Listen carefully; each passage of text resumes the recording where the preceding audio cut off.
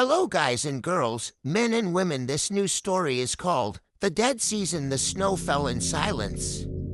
It blanketed the trees, the abandoned vehicles, the shattered roads that once carried life through the forest like arteries through a body. Now those veins were clogged with rust, ice, and bones. Beneath the snow, things moved slowly, unnoticed. Half-buried bodies, twitching fingers. The cold preserved them, kept them from rotting, kept them hungry. Ellis moved through the trees like a shadow. His boots barely broke the crust of the snow. Every footstep mattered. Every breath was a calculated risk. His rifle had no bullets. Just weight, just the illusion of defense. Around his neck, he wore a scarf stiff with old blood, not his. But close enough. Ahead, the landscape dipped into a ravine filled with white. Somewhere down there, the remains of a cabin stood. He'd passed it once in the fall. It had been burned out then, but the bones of its roof were still good. It might hold firewood, maybe something canned, maybe something worse. The cold bit into his fingers through the gloves. The air tasted of iron. He descended slowly, keeping low, watching for prints in the snow, human or otherwise. The dead didn't always leave tracks. Some crawled, some dragged themselves like forgotten blankets. Others moved faster, with desperate strength, as if trying to outrun the decay. At the bottom of the ravine, he reached the cabin. It had collapsed further since autumn. The front wall was gone, revealing the inside. A metal stove, a table with 2 broken legs, and a blanket soaked in something frozen solid and black. The smell had long since faded. He stepped inside. The silence was complete, not peaceful, heavy, a silence so dense it seemed to push on his eardrums. He knelt by the stove and opened it. Inside were bits of scorched paper and bone fragments. Fingers, children's fingers. He shut the door and stood slowly, every instinct telling him to leave. But instincts didn't fill the stomach. He pried open an old cupboard. Dust, a half-melted candle, a rat's nest that had long since been abandoned or consumed. Then, behind a beam, he saw a rucksack.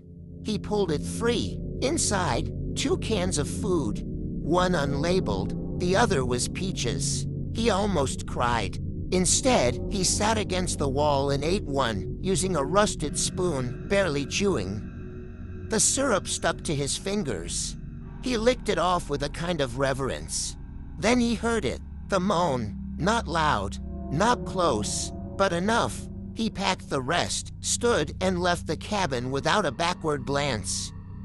Snow had begun to fall again, soft flakes too quiet to be comforting. The light was fading. He moved west toward the tree line, following the ridge. He knew of an old ranger station up there. Maybe 30 minutes, maybe more in the snow. Behind him, something howled.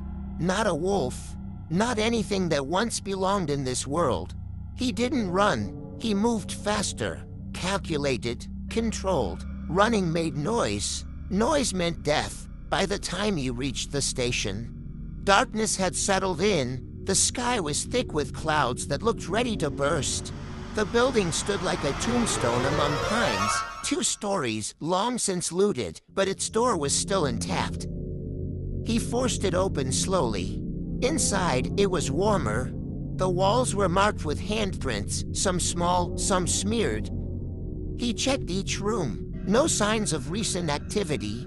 A desk in the corner had a map of the region, mostly useless now. Roads were choked with debris.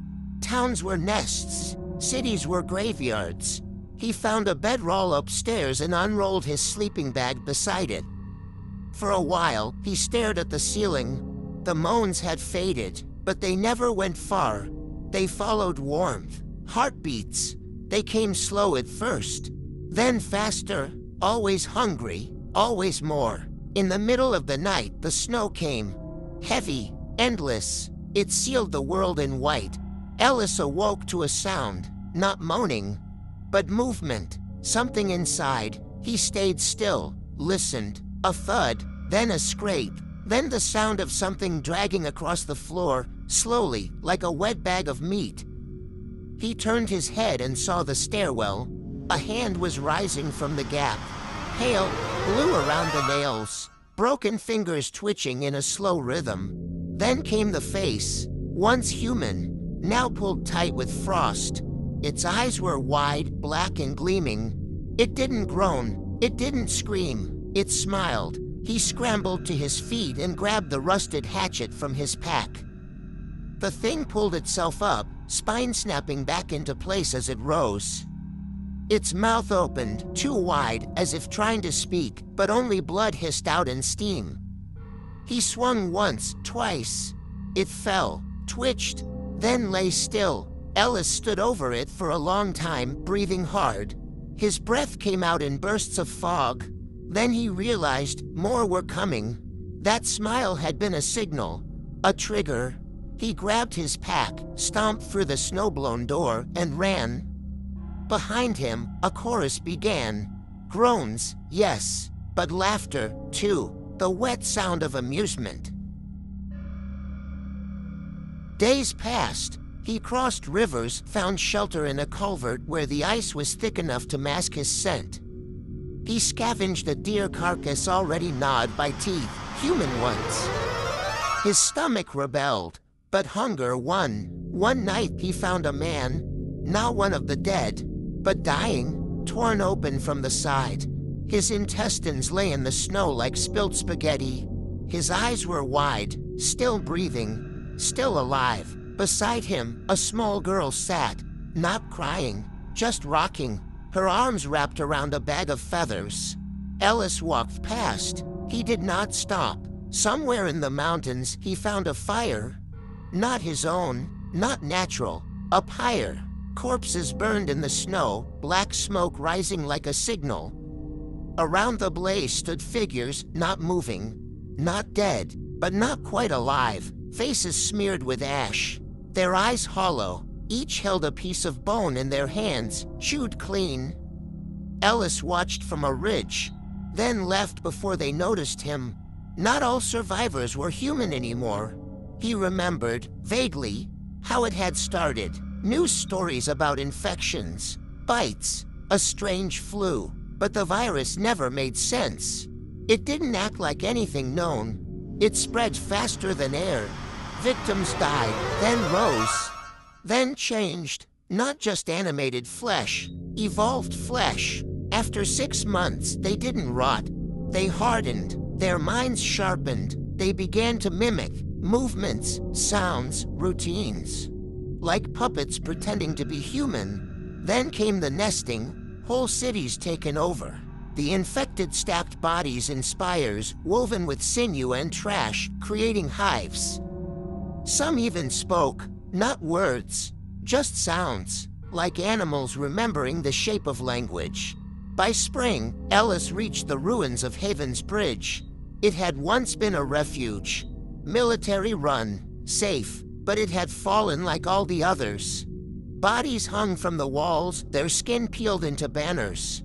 Messages written in blood, symbols, spirals, glyphs made from finger bones. He stepped over the corpses. The wind pushed at his back like breath. Inside the main bunker, the last radio still clicked. A signal, Morse code, endless, looping. He didn't know what it said. He didn't care. In the corner of the room, a hatch was open, leading down. He should have left, but something pulled him. A feeling, familiar. He descended. The air grew warm, too warm, like breath on his skin. The tunnel opened into a chamber. Not man-made. Flesh grew from the walls. Veins pulsed through the concrete. In the center, a pit. A mass, shifting, moaning, eyes, teeth, limbs, mouths. It spoke, not in sound, but in memory. He felt his name spoken in his blood, felt his pain turn to hunger. It reached for him. He ran. Back on the surface, he found the sun. It burned through the clouds for the first time in months. He stood in the light. He breathed, and he screamed, not in fear, not in pain, in defiance. His scream echoed through the dead city, and from every corner of the world, they answered, "The end." This story is called The Hollow. The forest had no name on the map, just a pale green smudge behind the hills west of Graver's Bend, where the soil turned black and the trees grew too close together. Locals avoided it. Surveyors marked it once, decades ago, but their records came back wrong. Measurements that didn't add up, sketches that redrew themselves, compasses that spun in silence. So it remained unclaimed, forgotten, waiting. Two girls stepped past the rusted gate at the edge of that forest one autumn afternoon. One walked with purpose, tall, strong, her eyes sharp. The other lingered behind, nervous, uncertain, but loyal. They had heard stories of disappearances, of claw marks on stone, of trees that bled when cut. But curiosity is stronger than caution, and belief is weaker than silence. They followed a trail few remembered, bordered by low stones half swallowed by moss.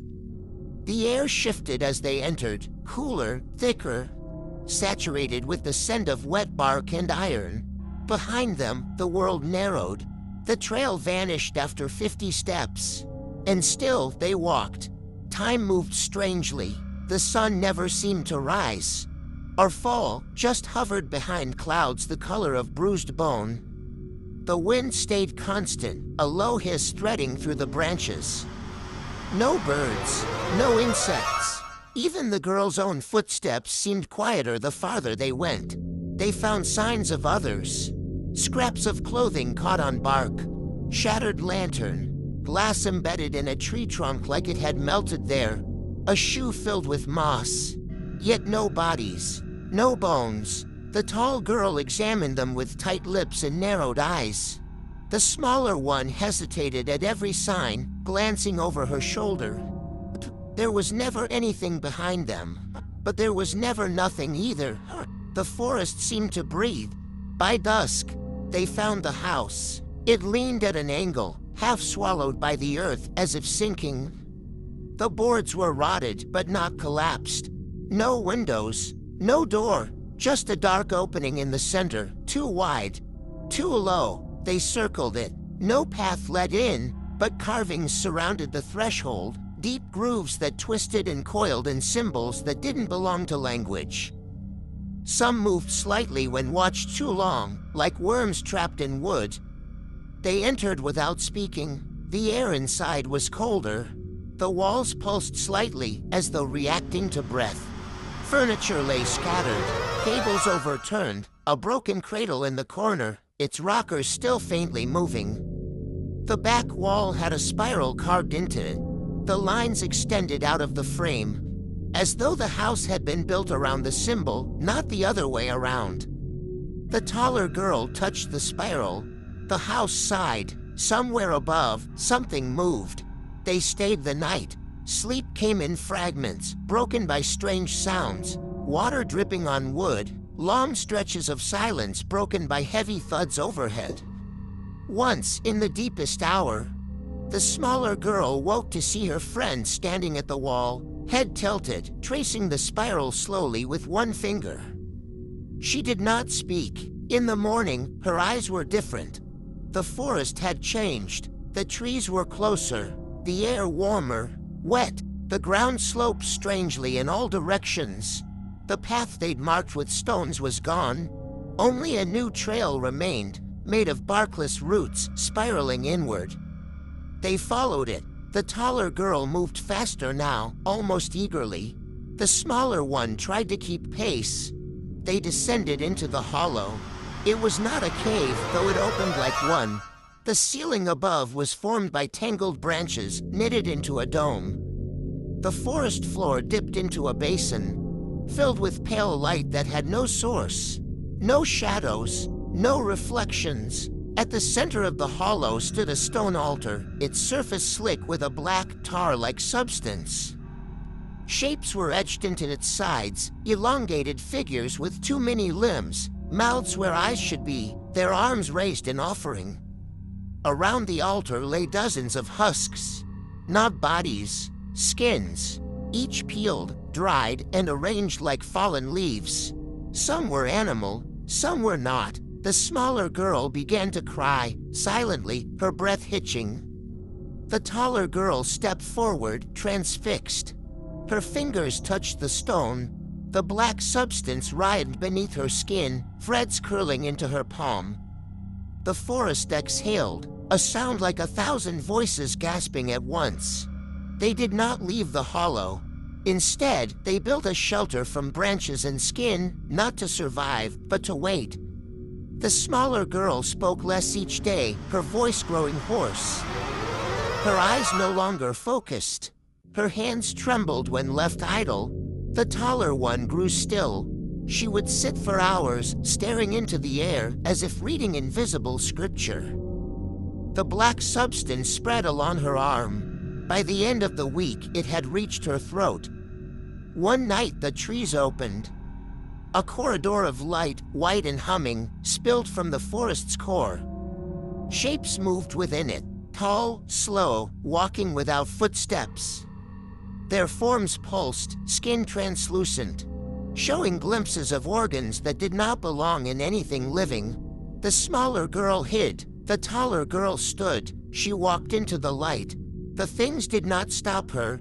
They surrounded her, embraced her, lifted her. She did not resist. The light vanished. The trees closed. The forest sighed again. And then it rained, thick and warm and dark red, seeping into the ground like feeding.